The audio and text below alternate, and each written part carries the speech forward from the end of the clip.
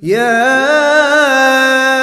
أيها الذين آمنوا اتقوا الله ولتنظر نفس ما قدمت لغد واتقوا الله إن الله خبير بما تعملون.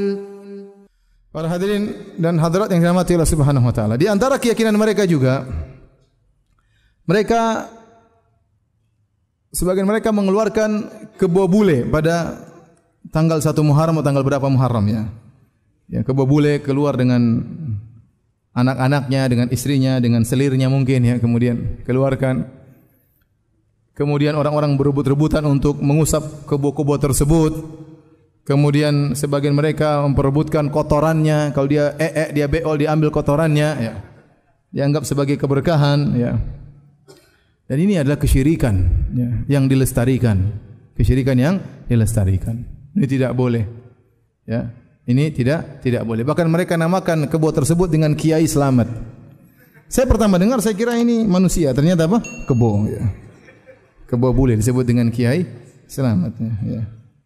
Sejak kapan orang bule dihormati lebih daripada orang pribumi? Ini kebo bule saja dia karena putih makanya disebut dengan apa? Kebo bule ya. Tetapi ini tidak benar, ini adalah kesyirikan ya. Dan ini sudah ada sejak zaman jahiliyah.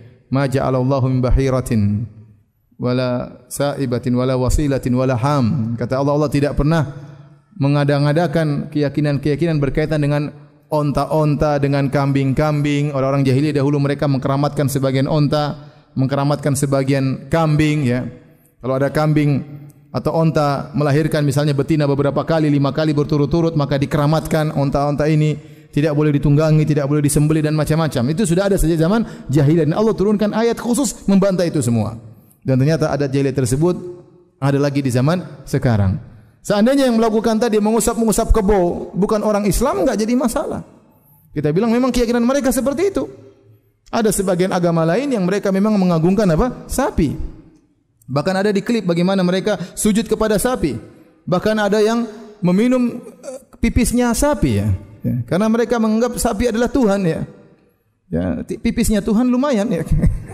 Kemudian mereka minum, mereka cari berkah, mereka sujud kepada Tuhan tersebut ya. Sebagian mereka berkata bahwasanya sapi lebih afdal daripada seorang ibu.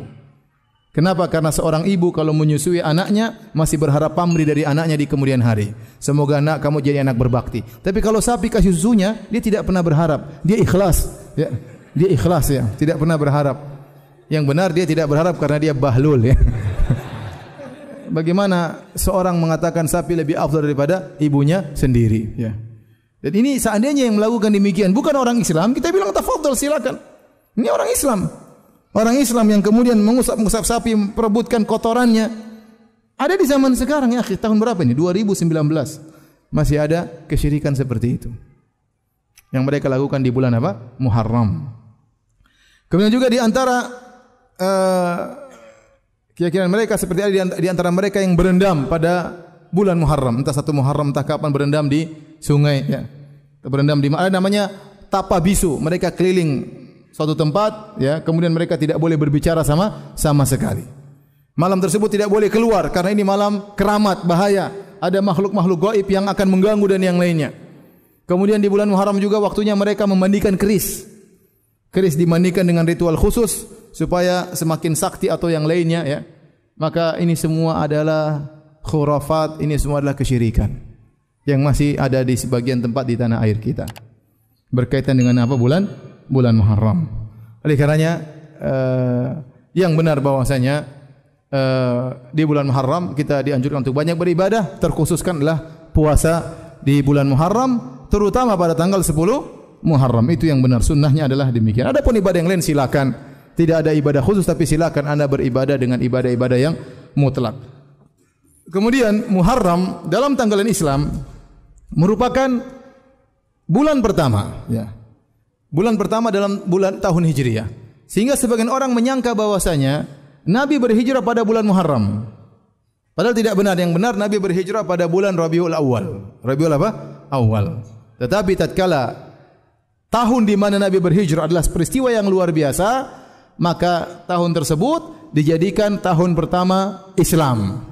Tahun pertama Islam. Sebagaimana disebutkan Ibnu Katsir rahimahullah dalam kitab Al-Bidayah wan Nihayah, di zaman Umar Al-Faruq radhiyallahu taala anhu, ada seorang datang kemudian mengeluhkan kepada Umar, ada orang punya hutang jatuh tempo pada bulan Sya'ban, tetapi orang ini tidak bayar-bayar. Maka dia bawakan surat bukti kepada Umar, di situ tertulis bahwasanya dia harus bayar hutang atau dia punya kewajiban harus dia tunaikan pada bulan Sya'ban. Maka Umar bertanya kepada orang ini yang antum tulis ini Sya'ban yang mana? Sya'ban tahun sekarangkah atau Sya'ban tahun lalukah atau Sya'ban tahun depan? Karena belum ada nomor tahunnya. Yang ada baru nomor bulannya. Nomor bulan sudah ada sejak zaman jahiliyah. Tapi tahun keberapa enggak ada. Sehingga surat ini susah untuk membuat sebagai tagihan karena tidak ditulis bulan Sya'ban tahun berapa. Akhirnya Umar bin Khattab radhiyallahu anhu memandang perlu mengumpulkan para sahabat untuk membuat tahun Islam. Maka bermusyawarahlah mereka, di antara mereka ada yang mengatakan kita mengikuti tahunnya orang-orang Romawi. Umar menolak. Ada yang mengatakan kita ikuti tahunnya orang Persia. Sudah ikuti tahun mereka tahun keberapa? Umar menolak. Ada yang mengatakan kita menjadikan tahun pertama adalah tahun kelahiran Nabi sallallahu alaihi wasallam. Maka Umar pun menolak. Ada yang mengatakan bagaimana kalau kita menjadikan tahun pertama Nabi diangkat menjadi seorang Nabi sebagai tahun pertama Islam. Umar pun menolak. Sampai akhirnya yang disepakati oleh Umar, disepakati oleh sahabat seluruhnya adalah menjadikan tahun hijrahnya Nabi sebagai tahun pertama apa? Islam. Namun Nabi tidak berhijrah di bulan apa? Muharram.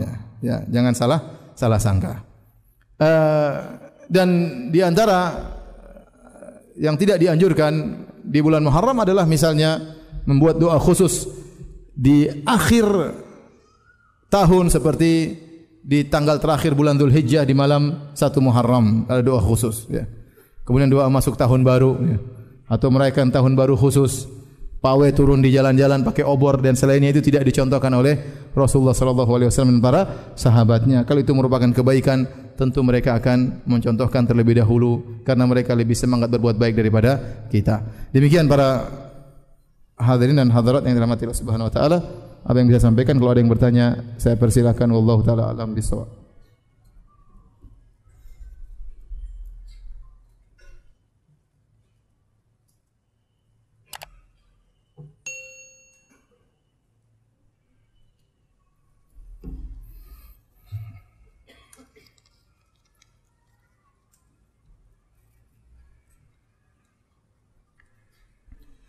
Adakah hari-hari atau tanggal-tanggal yang diharamkan untuk berpuasa?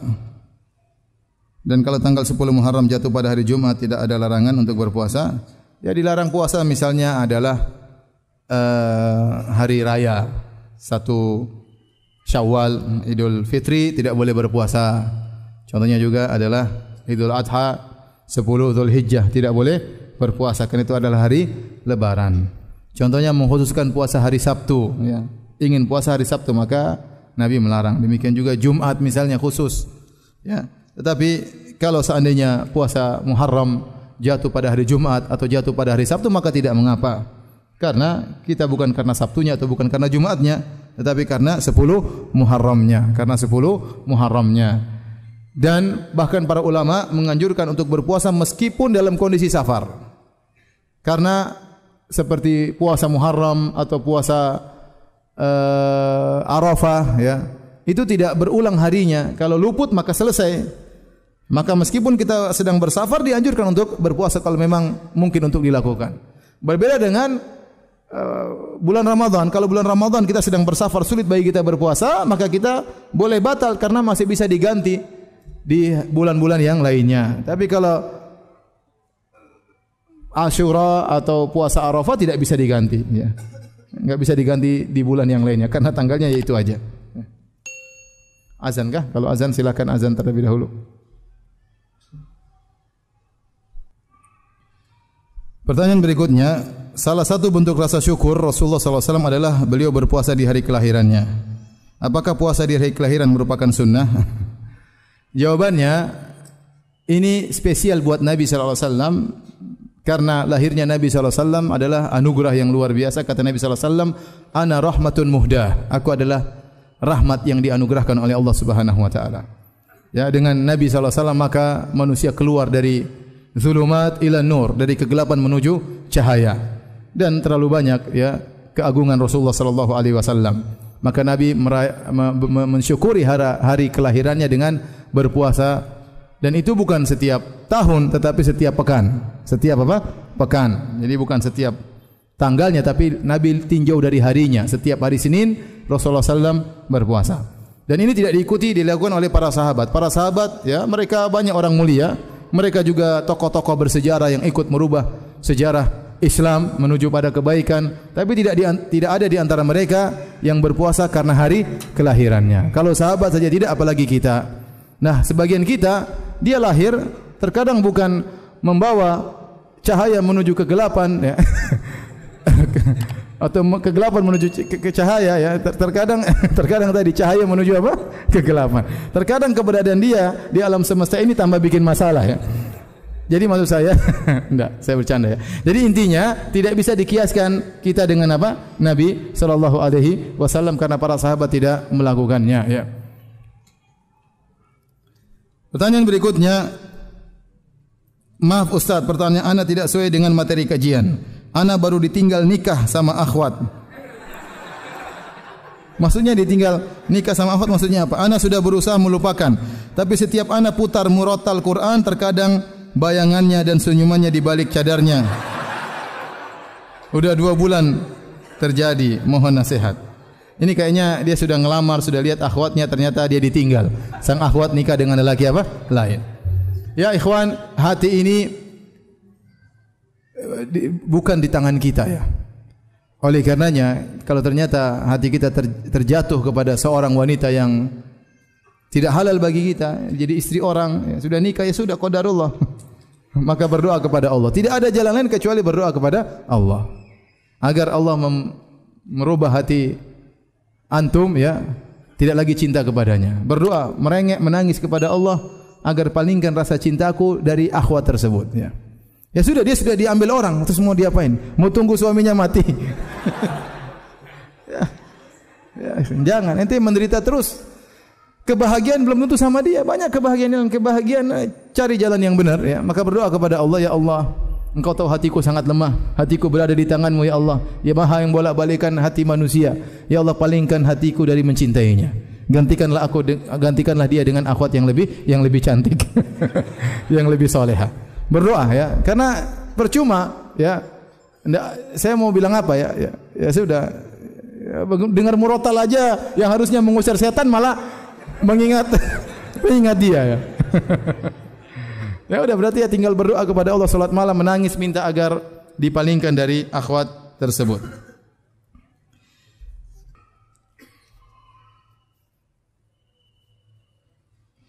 Kalau ana sedang melakukan puasa sunnah Nabi Daud, apakah bisa melakukan puasa sunnah Muharram? Atau tetap ana melakukan puasa sunnah Nabi Daud? Tadi saya katakan, Ibn Taimiyah rahimahullah berkata, kalau kebiasaan orang puasa Nabi Daud sampai setahun penuh, maka di bulan Muharram pun dia tetap puasa Nabi Daud. Ini sama, Ustaz, bolehkah saya puasa pada hari Minggu? Karena pada hari itu saya dilahirkan.